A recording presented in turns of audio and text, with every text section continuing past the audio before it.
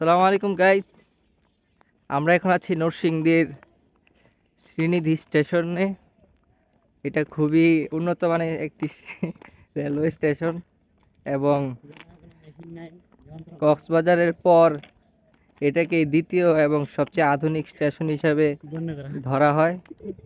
তো আমরা এখন এখানে কিছু মানুষ দেখতেছি হাফ প্যান্ট পরে লাফালাফি করতেছে, তাদের কাছ থেকে আমরা কিছু সাক্ষাৎকার নিব এখন। এই যে ভাই, একটু এদিকে আসবেন। ভাই,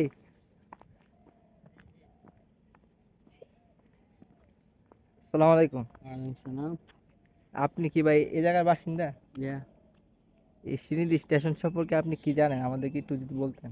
আমাদের স্টেশন এতই অত্যাধুনিক যে রাত্রিবেলা মেশিন চুরি করে নিয়ে যায়, কেউ জানতেও পারে না।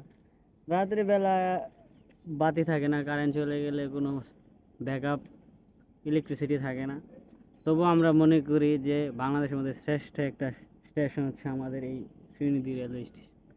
ধন্যবাদ। ঠিক আছে, ধন্যবাদ। ঠিক আছে গাইজ, আজকের ব্লগ এখানেই শেষ। আপনারা শ্রীনিধি আসবেন, এখানে অনেকগুলা কলা গাছ আছে, আপনারা দেখতে পাচ্ছেন। এই যে তারপরে কলা গাছের পিছনে আবার লেবু বাগান আছে। আপনারা চাইলে এখান থেকে রাত্রেবেলা এসে কলার ছড়ি এবং লেবু আপনারা বস্তা ভরে নিয়ে যেতে পারবেন। এই যে এখানে আমাদের কুত্তা জগিং তারপরে করছে। এখানে এই যে, কুত্তা জগিং করছে। সরি ক্যামেরার কোয়ালিটির কারণে কুত্তাটা দেখা যাইতেছে না। ওই যে দেখতে পাচ্ছেন একজন কুকুরের পিছনে দৌড়াচ্ছে। ঠিক আছে। আহ, তো মনে হচ্ছে এখন তিতাস চলে আসতেছে। তো গাড়িটা ঢুকলে তারপরে আমরা আমাদের ব্লগটা শেষ করে দিব।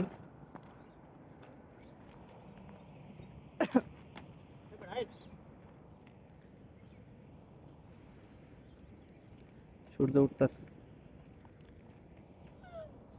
এই সাক্ষাৎকার দে।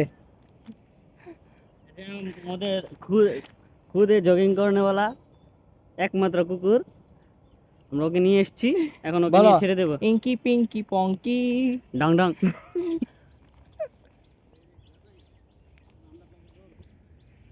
কিরে সূর্য কোন ফি উঠতেছে?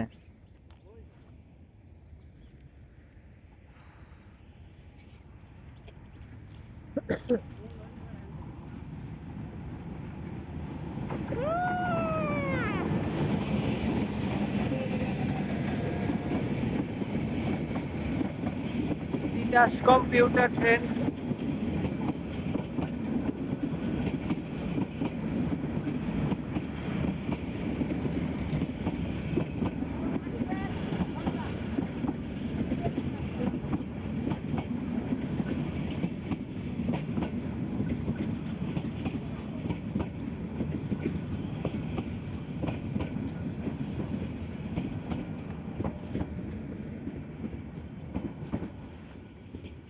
ঠিক আছে গাইজ, আজকের জন্য বিদায়। আসসালামু আলাইকুম।